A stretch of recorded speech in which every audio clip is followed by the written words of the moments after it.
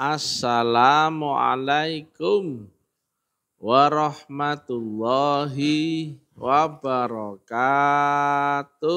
Waalaikumsalam warahmatullahi wabarakatuh.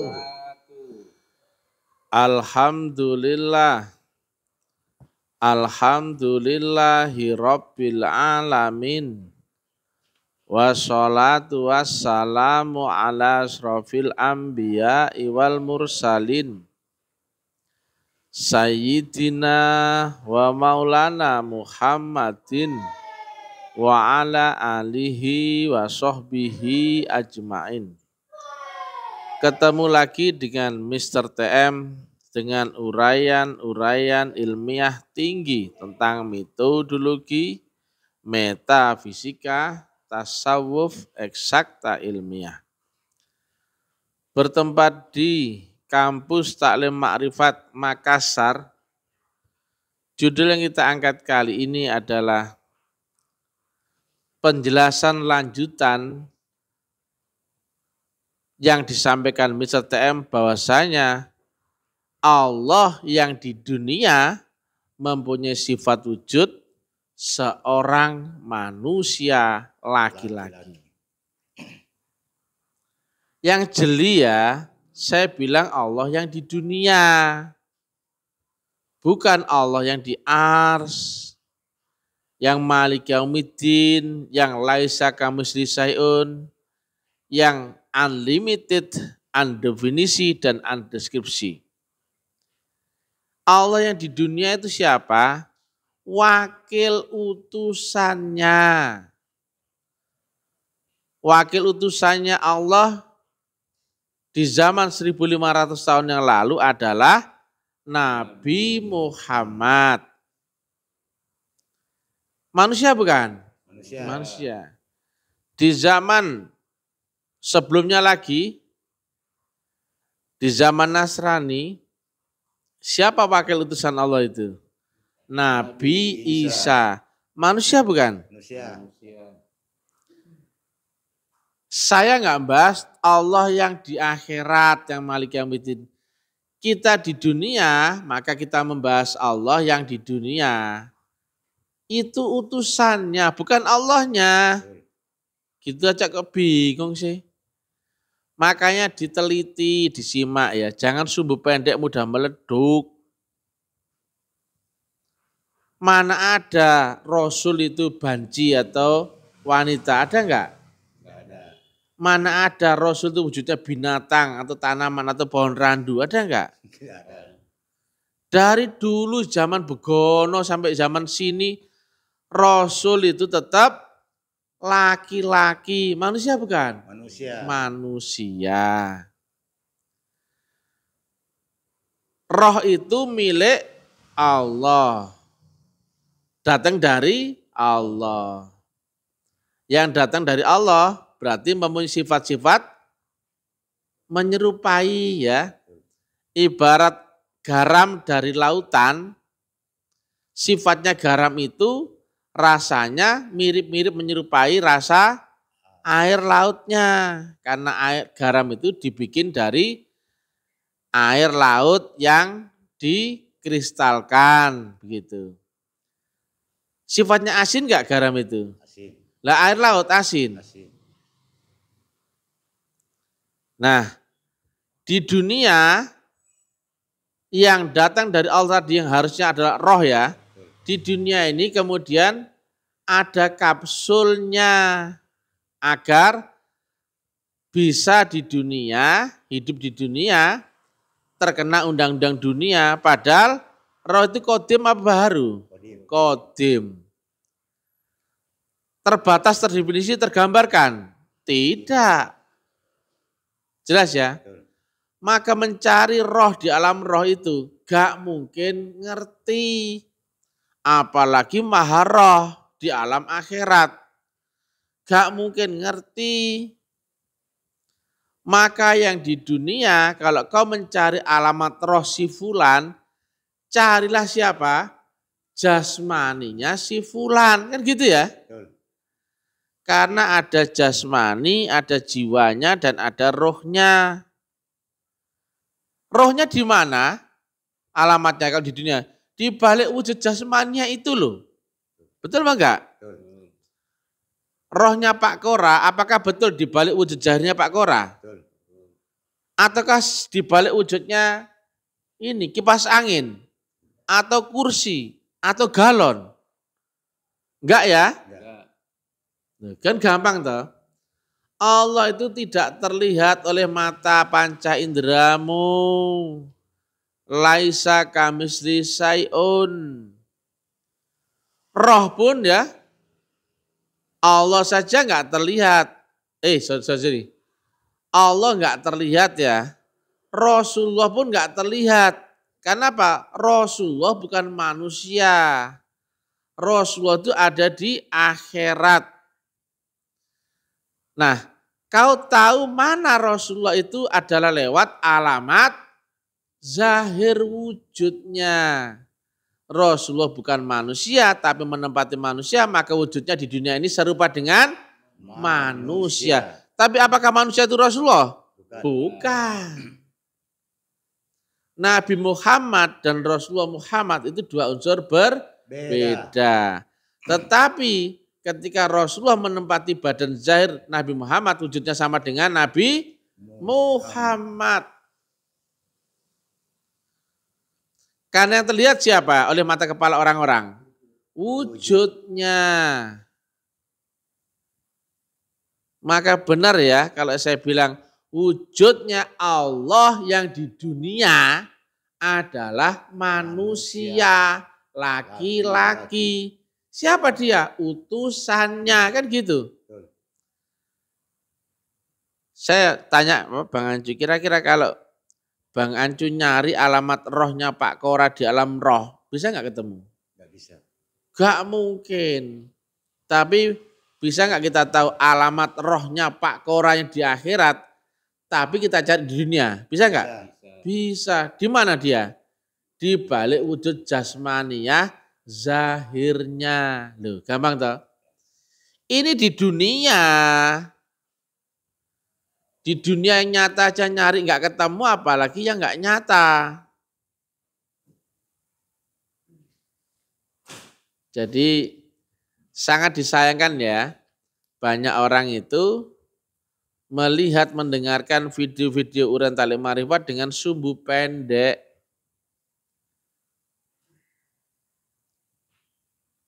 Saya tanya, antara Allah dan utusannya itu sama enggak? Tidak. Allah ya Allah, utusannya ya utusan. Tidak bersekutu, tidak bersarikat. Tidak lebur gitu enggak. Air dan botol, apakah bersekutu bersarikat? Tidak. Air ya tetap air, botol tetap botol. Makanya saya tetap bisa minum airnya. Walaupun saya pegang dulu botolnya, loh gitu loh.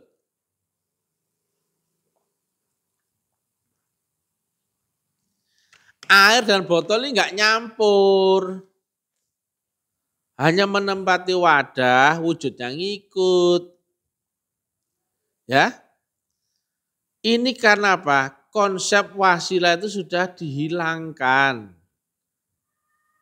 Bahwasanya berhubungan dengan Allah itu wajib lewat nurun ala nur. Sama enggak kalau kita berhubungan dengan matahari wajib lewat sinarnya? Kau kenal matahari lewat sinarnya, betul enggak? Jarakmu dan matahari sepanjang sinarnya, betul enggak? Wujudnya matahari terwakil dengan wujud sinarnya, betul enggak?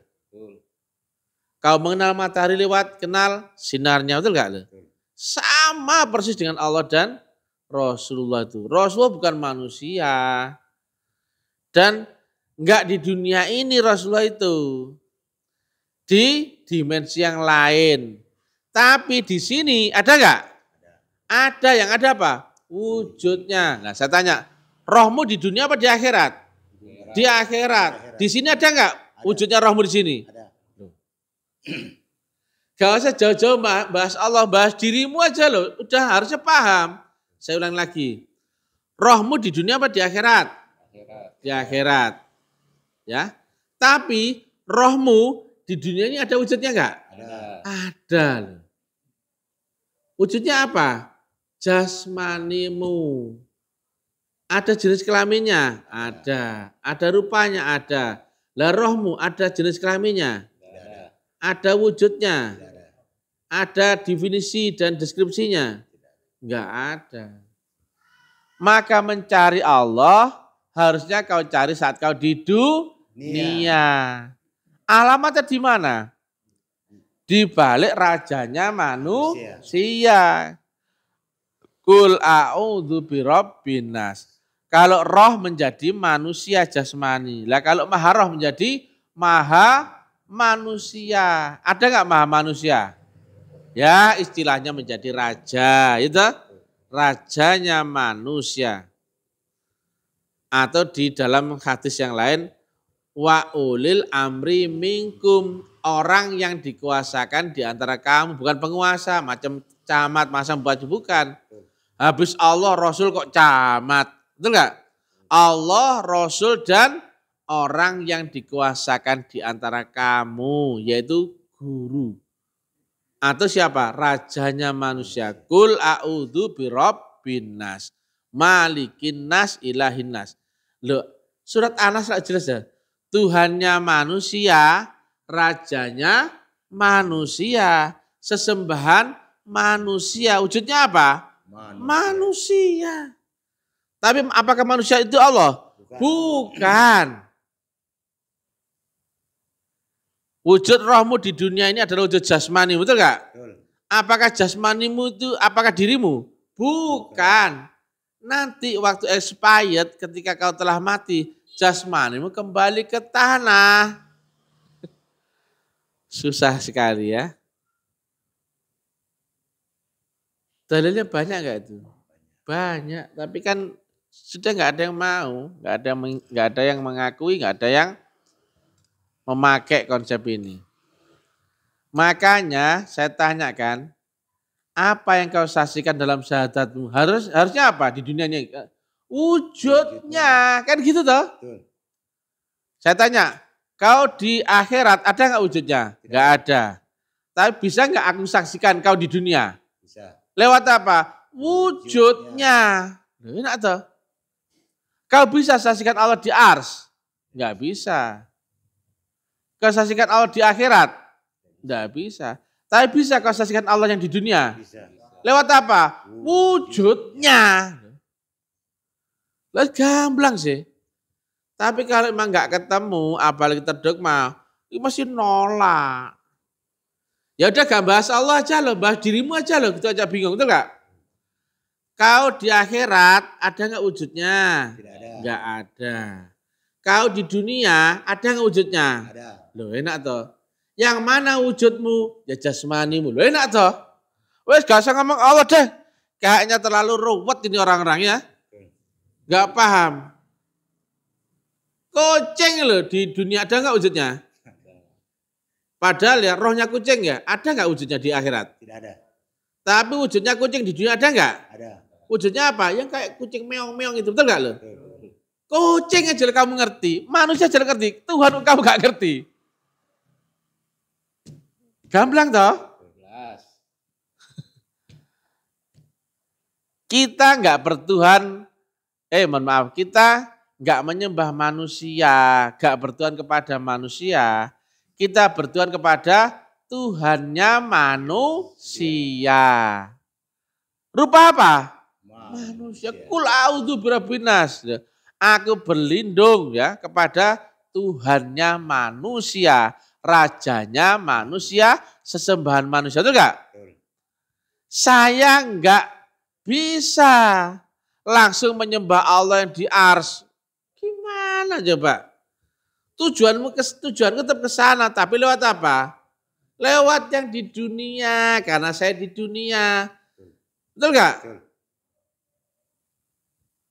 Maka lebih mudah kan harusnya kan? Kau tahu enggak alamat Allah di dunia? Tahu. Kau tahu alamatmu di dunia? Tahu. Lewat apa? Jasmanmu itu. Makanya kata Nabi, man arofa nafsah fakot arofa roba. Yang kenal siapa dirinya akan kenal siapa Tuhannya. Dirimu yang jasmani, yang makan, yang tidur, yang apa itu, yang dari tulang, otot, darah, dan apa itu, ya dan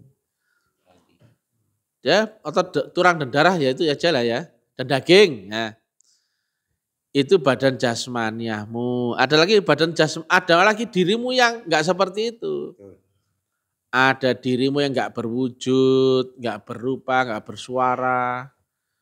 Dan ujungnya dirimu yang itu adalah Allah sendiri. Rohmu dari mana? Dari Allah toh? Maka yang bisa menuju Allah jasmanimu apa rohmu? Rohmu. Untung-untungan kau masih di dunia ini. Untung-untungan dikasih tahu Mr. TM alamatnya Allah yang di dunia, betul gak? Gamblang toh, wes gak bahas Allah aja lah. Kayaknya berat sekali. Wujudmu di dunia ada enggak? Wujudmu di akhirat ada enggak? Enggak ada. Maka bagaimana kau mengenali engkau yang di akhirat saat di dunia? Kenali dirimu yang di dunia. Betul enggak? Gamblang ya? Gamblang. Tapi ini sulit bagi orang terdogma. Karena apa? Sudah enggak dianggap lagi, sudah enggak ada. Rasul enggak ada. Yang khatam itu Nabi, khatamul anbiya, enggak ada lagi khatamul Rasul. Kalau ada, tunjukkanlah ayatnya coba. Karena apa? Ayat di ayat yang lain atau bahasa 128. Laqad ja'akum rasulun min anfusikum. Telah datang seorang utusan, seorang rasul di antara kamu, di antara kaummu sendiri loh. Utusan itu ada juga di zamanmu sendiri, di antara kaummu sendiri. Saya kan nggak bilang nabi, Quran kan juga nggak bilang nabi. Khatamul anbiya, khatamnya nabi tetap junjungan Nabi Muhammad. Makanya ada Nabi Muhammad bin Abdullah, ada Muhammad yang Rasul. Yang Rasul bukan manusia. Waktu syahadat di tahiyat ya, Nabi kan tetap menunjuk ke depan, bukan wa ana Rasulullah loh. Jelas toh? Ini sulit dimengerti ini. Makanya karena apa? Agama yang enggak praktek, cuman teori, wacana, pengetahuan, dogma, keyakinan, kepercayaan. Beda kepala sudah adu kepala itu. Beda pemahaman, adu pemahaman itu. Beda pengetahuan, adu pengetahuan itu.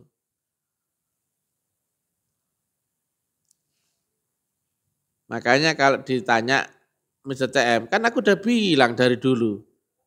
Gak bakal ada yang nongol perkara syahadat apa yang kau saksikan. Betul enggak? Betul. Kau saksikan Allah di dunia lewat apanya? Ya wujudnya dong. Allah sifatnya wujud gak? Iya loh, kan gamblang. Kau saksikan rohnya Pak Kora di dunia bisa nggak? Bisa. Bisa lewat apanya? Wujudnya di dunia loh ya. Syahadat kau kerjakan di dunia atau di akhirat? Di dunia toh. Maka yang kau saksikan apanya? Wujudnya loh. Kau saksikan kan wujud. Masa kau saksikan kentut? Betul enggak? Betul. Gamblang toh. Ya udah gitu dulu ya, biar di-share, biar ini ya. Mr. CM sekarang sudah ketakutan. Takut ditangkap, takut dimasa. Makanya saya jelaskan begitu. Mr. TM dianggap aliran sesat. Makanya jangan ikut-ikut Mr. TM, jangan nonton.